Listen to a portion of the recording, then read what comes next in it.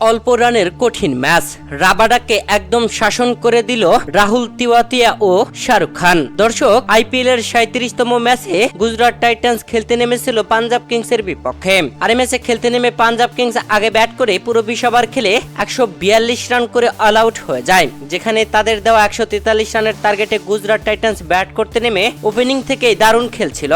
তবে ওপেনিং জুটি ভাঙার পরেই পরপর বেশ কয়েকটি উইকেট পড়ে চাপে পড়ে গিয়েছিল গুজরাট টাইটান্স। আর পাঞ্জাব কিংসের পক্ষ থেকে সেই চাপটা দিয়েছিলেন লিয়াম লিভিংস্টন। তবে শেষ মুহূর্তে এসে 18 বলে প্রয়োজন ছিল 25 রান, সেখানে বল করতে আসেন কাগিসো রাবাডা।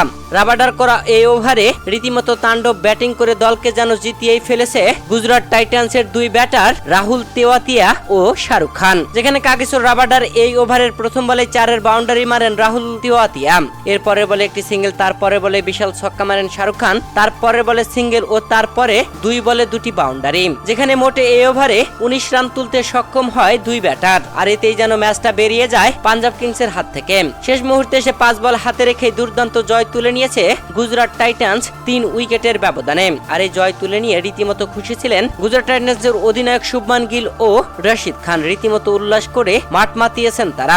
দর্শক, এদিকে গ্যালারিতে রীতিমতো হতভম্ব ছিলেন পাঞ্জাব কিংসের মালকিন প্রীতি জিন্তা।